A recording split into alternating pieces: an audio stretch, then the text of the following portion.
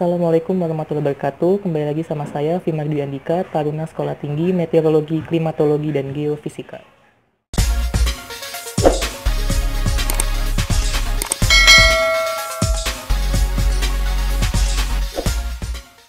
Bismillahirrahmanirrahim. Alhamdulillahirrahmanirrahim. Sebelumnya saya di sini mau minta maaf karena waktu itu saya pernah bilang mau bikin video yang sama junior-junior saya. Cuma berhubung sekarang itu kami lagi ada corona kan ya, jadi STMKG itu lagi diliburin, bukan libur sih, belajar di rumah. Jadi kami ya di karantina di rumah masing-masing gitu. Dan kita ya walaupun saya punya junior yang sama-sama dari daerah yang sama sama saya, tapi karena lagi di karantina kan, jadi kita nggak bisa keluar-keluar. Jadi mohon maaf untuk yang video sama junior, mungkin kalau ada kesempatan ya saya bikin, kalau enggak ya nggak apa-apa ya, saya aja yang ngasih tahu setahu saya tentang pendaftaran yang tahun kemarin itu. Jadi rencananya saya mau bikin 2 video nih.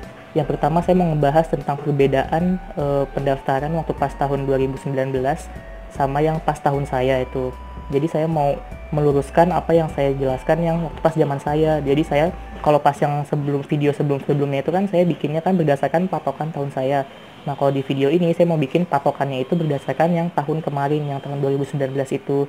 Cuma berhubung junior yang nggak ada alias narasumber yang nggak ada, jadi saya bikinnya sesuai yang saya tahu aja ya. Nah yang pertama saya mulai dulu dari seleksi administrasi, yaitu tentang tahap yang pertama.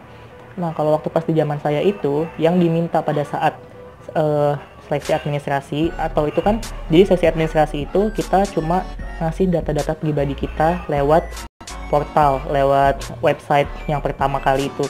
Kalau zaman saya dulu namanya tuh apa ya, Panselnas. Kalau yang kemarin tuh SSCASN. Nah nggak tahu nanti kalau zaman kalian namanya apa. Nah waktu pas zaman saya itu yang diminta cuma nilai rapot, terus nilai rapot, terus KK, KTP sama akte.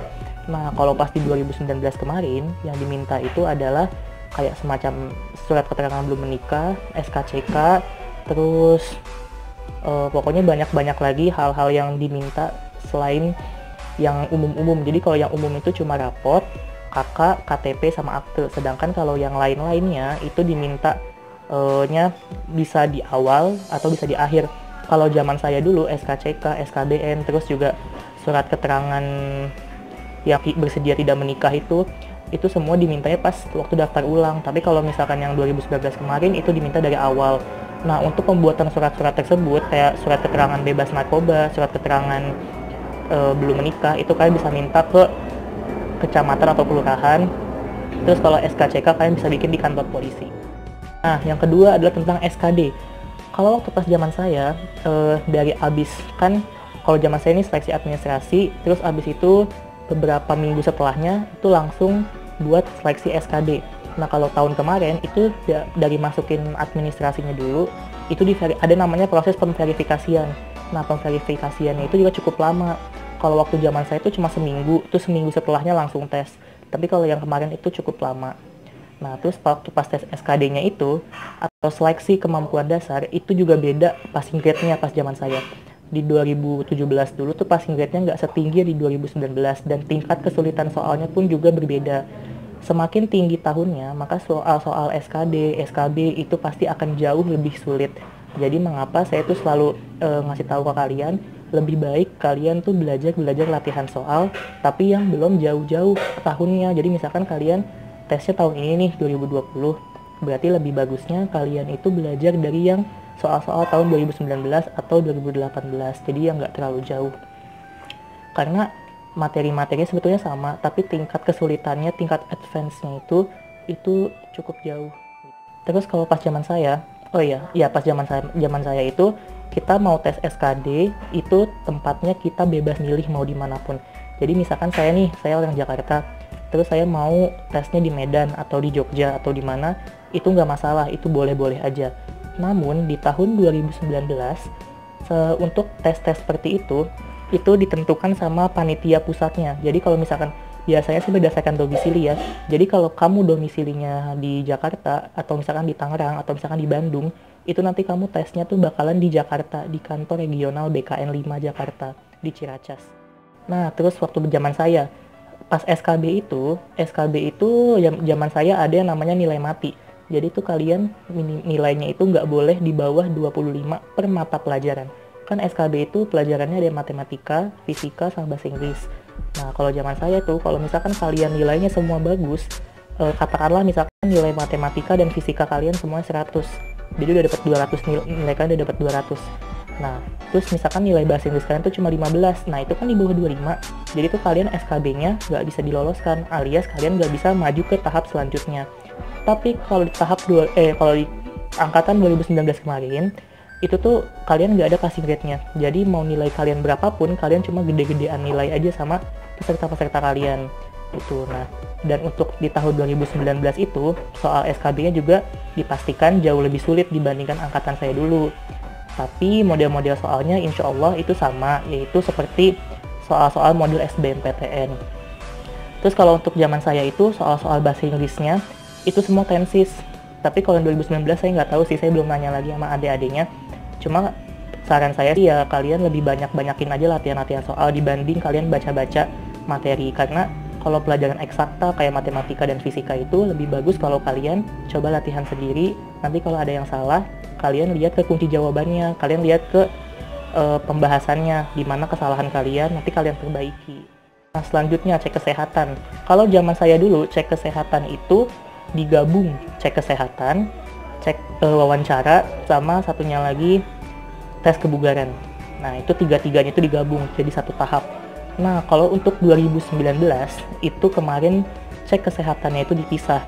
Jadi, kalau zaman saya itu cek kesehatan, kebugaran, dan juga wawancaranya itu dilakukan di regional masing-masing gitu.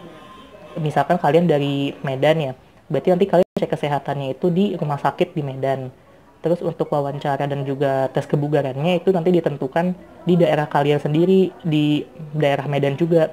Cuma kalau yang tahun 2019 kemarin, misalkan nih kalian lokasinya di Medan, nanti tuh kalian bakal cek kesehatannya itu ya di rumah sakit Medan. Tapi kalau waktu pas zaman saya itu, dari cek kesehatan, terus nanti tuh kan langsung wawancara sama kebugaran. Nah, kalau yang tahun 2019 kemarin itu, abis tes kesehatan itu bakal diperiksa-periksa lagi, bakal dipilah-pilah lagi siapa yang bisa lanjut ke tes kebugaran dan wawancara, karena itu dipisah gitu. Jadi kalau zaman saya itu cuma ada 3 tahap, SKD, dari administrasi, SKD, SKB, terus baru langsung ke 3 yang wawancara, kesehatan, dan kebugaran. Nah, kalau yang 2019 kemarin, itu tuh dari administrasi, SKD, SKB, terus kesehatan, baru wawancara dan kebugaran gitu. Nah, terus kalau waktu pas zaman saya juga, tes kesehatannya itu yang di STMKG itu bayarnya sekitar 750. Nah, kalau waktu pas yang 2019 itu saya lupa sih bayarnya antara 800 sampai 900. Itu cek kesehatannya udah semua, nanti kalian dicek dari ujung kepala, ujung rambut kepala sampai ujung kuku kaki, itu kalian bakalan dites semua. Nah, terus waktu pas zaman saya juga nih, untuk tes kebugaran dan tes wawancaranya, itu sesuai panlok. Jadi kalau misalkan yang panloknya di Jabodetabek dan Jabar, itu tesnya di STMKG semua, di kampus STMKG-nya. Kalau misalkan yang lain, yang di daerah-daerah lain, berarti tergantung regionalnya sendiri, mau tesnya di mana itu ditentukan sama yang di daerah sana. Nah, terus kalau pas zaman saya itu, tes kebugarannya itu mengelilingi kampus. Jadi itu kampus STMKG itu kan cukup kecil ya. Nah, itu tuh nanti di daerah kampusnya itu tuh ada lapangan-lapangannya gitu, ada lapangan yang mengelilinginya. Jadi kan STMKG itu kan agak kecil gitu ya kampusnya. Nah, STMKG itu dikelilingin sama yang namanya perumahan dan komplek gitu, komplek BMKG namanya. Nah, di komplek BMKG itu nanti itu kan kayak ada jalan-jalan kecil gitu. Aduh, saya susah juga sih ngejelasinnya. Pokoknya intinya kalau pas zaman saya itu disuruh larinya 7 putaran, dan itu kalau di total itu 3 kilometer gitu. Nah, kalau kemarin yang tahun 2019 itu tes kebugarannya itu sama, disuruh lari juga, cuma dengan trek yang lebih kecil dan juga jumlah putarannya itu lebih kecil juga. Kalau zaman saya treknya lebih jauh dan 7 putaran. Kalau yang pas 2019 kemarin itu treknya lebih kecil dan disuruhnya itu larinya 4 putaran gitu. Jadi agak sedikit berbeda memang. Cuma sistem penilaian nanti sama. Untuk penilaiannya itu yang dinilai itu adalah lamanya waktu yang kalian tempuh saat berlari gitu. Kalian emang lari ini nggak dikasih waktu, Cuma nanti kalian tuh bakalan dihitung waktunya tuh berapa lama kalian larinya. Nah, untuk tes ke wawancaranya itu juga sama, kayak nggak ada perubahan dari tahun ke tahun. Ya cuma ditanya tentang pengalaman pribadi, atau mungkin nanti kalian ditanya tentang hobi kalian, terus juga tentang alasan kalian masuk STMKG, terus tahu STMKG itu dari mana.